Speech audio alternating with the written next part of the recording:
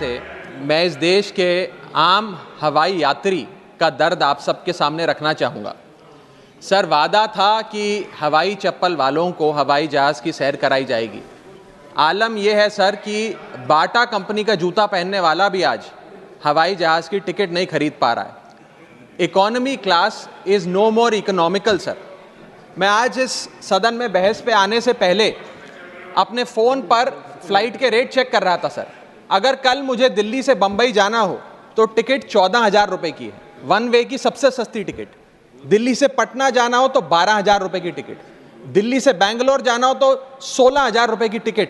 और सर वो छोड़िए, संडे के दिन यानी कि परसों मैं अपने क्षेत्र पंजाब से दिल्ली आया, मोहाली एयरपोर्ट से, चंडीगढ़ एयरपोर्ट से मैंने फ़्लाइट ली और दिल्ली पहुंचा। उस फ्लाइट की टिकट 14,500 रुपये की थी। हम सांसदों को तो फ्लाइट की रीइंबर्समेंट मिल जाती है सर, आप उस आम नागरिक का सोचिए जो इस स्काई रॉकेटिंग एयर प्राइसेस से जूझ रहा है।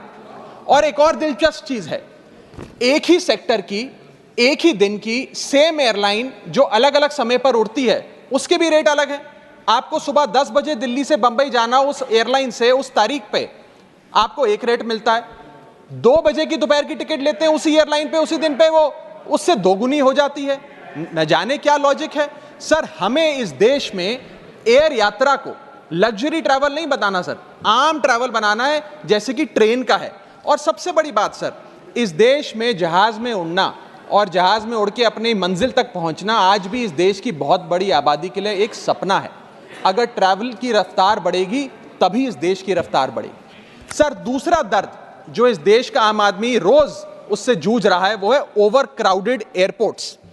सर, आज हमारे देश के एयरपोर्ट्स बस अड्डे जैसे बन गए हैं। बस अड्डों से बदतर हालत, बदतर व्यवस्था देश के एयरपोर्ट्स पर है सर। सर, टर्मिनल 1 चले जाइए दिल्ली के, टर्मिनल 2 चले जाइए दिल्ली के, आप हालात देखिए। सिक्योरिटी लाइन से लेकर चेक इन लाइन तक लोग लाइनों में खड़े हैं और लाइनों में खड़े हैं और उसके बाद उनकी फ्लाइट भी इस चक्कर में मिस हो जाती है। एक मुसाफिर सही समय पर फ्लाइट नहीं पकड़ पा रहा क्योंकि वो बेचारा चेक इन और सिक्योरिटी लाइन में ही फंसा रहता है। इतने ओवर क्राउडेड एयरपोर्ट्स आज हमारे देश के बन चुके हैं। सर, आज यात्री का तीसरा दर्द, Honorable members, please let the honorable members speak. Please. Sir, बोलने दीजिए। No, honorable members, please, honorable members. माननीय सदस्य, मेरा समय जा रहा है। Please let him speak. Sir, आज एयरपोर्ट्स पर खाना इतना महंगा है, बाजार के मुकाबले 2 गुना 3 गुना दाम है। एक साधारण सी पानी की बोतल जो 20 रुपए की बाजार में मिलती है वो एयरपोर्ट के भीतर जाकर फूड आउटलेट पे 100 रुपए की मिलती है। आज यात्री जो इंतजार कर रहे हैं अपनी फ्लाइट का, वो पानी पीकर पेट भर रहा है कि कहीं 250 रुपए की चाय और 350 रुपए का समोसा ना खरीदना पड़ जाए। बताइए सर, एक आम आदमी एयरपोर्ट पर अपने जहाज का इंतजार करते हुए क्या एक चाय नहीं पी सकता? क्या इस पर कोई रेगुलेशन नहीं होना चाहिए? क्या कोई अफोर्डेबल कैंटीन का मैकेनिज्म नहीं होना चाहिए? चौथा दर्द जो आज इस देश के आम यात्री को सर सहन करना पड़ रहा है वो है पुअर कनेक्टिविटी। आज इस देश के कई टूरिज्म स्पॉट्स पे, कई फेमस शहरों तक जहाज की यात्रा नहीं पहुंचती, फ्लाइट्स नहीं पहुंचती, एयरपोर्ट नहीं पहुंचती। कई शहर, अधिकतर शहर ऐसे हैं जहां पर एयरपोर्ट्स नहीं हैं। इंसान को जहाज लेकर, जहाज से उतरकर कई घंटों का बस का और गाड़ी का सफर तय कर अपनी मंजिल पे पहुंचना पड़ता है सर, सरकार ने कहा कि मालदीव्स मत जाओ, लक्षद्वीप जाओ छुट्टी मनाने। मैं आपको आज का रेट बता रहा हूं सर, अगर आज मुझे दिल्ली से मालदीव जाना हो तो 17,000 रुपए की फ्लाइट है, लेकिन दिल्ली से लक्षद्वीप जाना हो तो 25,000 रुपए की फ्लाइट है सर। तो बताइए हम मालदीव जाएं कि लक्षद्वीप जाएं? सर, चौथा दर्द जो आज पांचवा दर्द जो आज एक आम यात्री को महसूस करना पड़ रहा है वो है sir flight cancellation and delays. Sir, एक आम नागरिक अपनी मंजिल पे, अपनी डेस्टिनेशन पे पहुंचने के लिए, जल्द पहुंचने के लिए कभी कभार ट्रेन यात्रा या बस या गाड़ी की यात्रा नहीं करता, वो महंगी टिकट खरीदता है। महंगी टिकट खरीद के अपनी मंजिल पे समय पे पहुंचना चाहता है। और कुछ ऐसे भी लोग हैं जो आर्थिक तौर पे सक्षम नहीं हैं, लेकिन आपातकालीन परिस्थितियों में, इमरजेंसी सिचुएशन में वो भी महंगी जहाज की टिकट खरीदकर जहाज की यात्रा करना चाहते हैं, अपनी मंजिल पे पहुंचना चाहते हैं। लेकिन क्या वो अपनी मंजिल पे समय पर पहुंच जा रहे हैं? निर्धारित समय से 3 से 4 घंटे लेट आज जहाज चलते हैं। और खास तौर पे छोटे शहरों के जो एयरपोर्ट्स हैं वहां पर तो मैक्सिमम डिलेज देखे गए हैं सर 1 केजी अगर एक्सेस बैगेज हो जाए तो फ्लाइट आपसे हजारों रुपए का किराया वसूलती है, लेकिन कई घंटों के डिले के लिए क्या फ्लाइट हमें कॉम्पनसेट करती है? मैं आज माननीय मंत्री जी को कहना चाहूंगा कि कुछ ऐसा मैकेनिज्म बनाए कि हर घंटे के फ्लाइट के डिले के लिए एयरलाइन आम यात्री को कॉम्पनसेट करे, उसकी जेब में पैसा डाले। इसी के साथ साथ हर महीने एक चार्ट जारी होना चाहिए कि किस सेक्टर की कौन सी एयरलाइन ने कितने घंटे का डिले, किस सेक्टर की कौन सी एयरलाइन ने कितने घंटे का डिले यात्रियों को दिया। और इसी के साथ साथ सर छठा दर्द जो आज के भारत देश के आम यात्री को महसूस करना पड़ रहा है सर, वो है लैक ऑफ अफोर्डेबल ऑप्शंस। जो अभी मेरे साथी भी बात कर रहे थे कि इस देश में 90% एयर ट्रैवल 2 एयरलाइंस के पास है, 90% मार्केट शेयर 2 एयरलाइंस के पास है। यानी कि एक हमने कार्टेल क्रिएट कर दिया, डुओपोली क्रिएट कर दी, यानी कि वो मनचाहे दाम पे मनचाही सर्विसेज देंगे क्योंकि कोई कंपटीशन ही नहीं है, कोई प्रतिस्पर्धा नहीं है। Point of order. I'll have to take a point of order. One second. Bharat सरकार Point of order. Yes. न जाने सर, मैं तो एयरलाइन का बोल रहा हूं तो भी पेट में दर्द हो रहा है। Point of order. Please. 238A.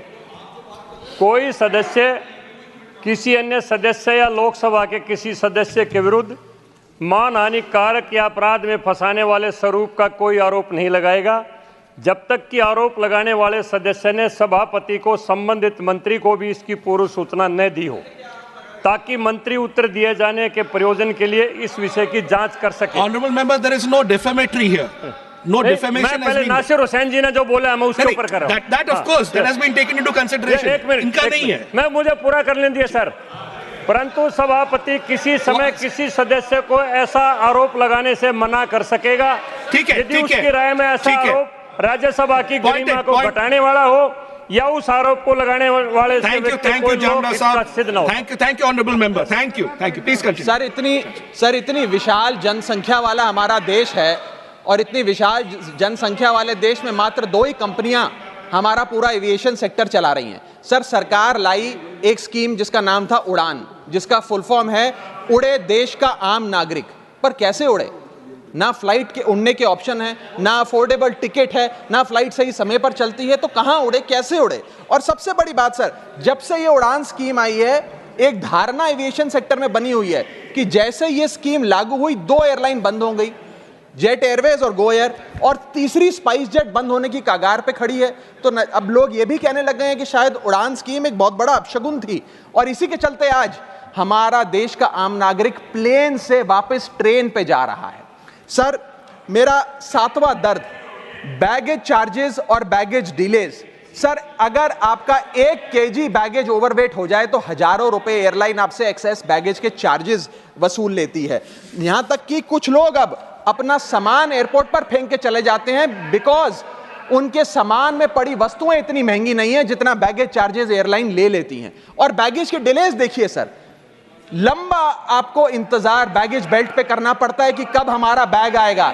जब स्क्रीन पर देखते हैं तो स्क्रीन पर लिखा आता है बैगेज ऑन बेल्ट, लेकिन बैगेज ऑन बेल्ट नहीं होता, सिर्फ 2-3 बिजनेस क्लास पैसेंजर्स का बैग आता है और न जाने कितने मिनट एक आम नागरिक को इंतजार करना पड़ता है इस एक्सेस डिले के लिए, या इसको एक स्टैंडर्डाइज करने के लिए कोई प्रोसीजर सरकार को बनाना चाहिए। सर मेरा आठवां दर्द मैं समाप्त कर रहा हूं सर 8वां दर्द heavy car parking charges eight airport.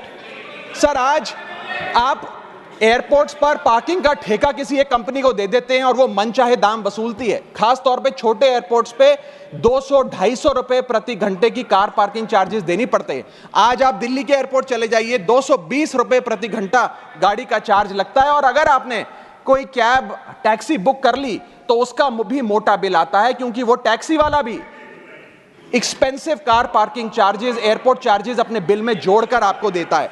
Sir ये था दर्द फ्लाइट में चढ़ने से लेकर फ्लाइट में उतरने का। मैं अंत में 4 पंक्तियां सुनाकर अपनी वाणी को विराम दूंगा, और आज इस देश के आम नागरिक, आम यात्री का दर्द इन पंक्तियों में आप तक पहुंचाने की कोशिश करूंगा। कहीं है लंबी लाइनें, कहीं चेक इन से पहले काउंटर बंद, कहीं स्लो चल रहा है सर्वर, कहीं इंटरनेट है मंद। महंगी टिकट के बाद भी यात्रा की कोई गारंटी नहीं, आपका सामान चाहे टूटे चाहे फूटे, कोई वारंटी नहीं। जो हाल है बस अड्डों का, वही तस्वीर आती है एयरपोर्ट से। चाय हो या समोसा, नहीं मिल रहा 500 रुपए के नोट से। रोज फ्लाइटें रद्द हो रही हैं धमकी बम विस्फोट से। आखिरी में सर, कब तक आम आदमी मरता रहेगा एयरपोर्ट की छत गिरने की चोट से? जनता की मुश्किलें तो पल भर में मिट जाएं अगर सरकार को फुर्सत मिल जाए चुनाव या वोट से। Thank you.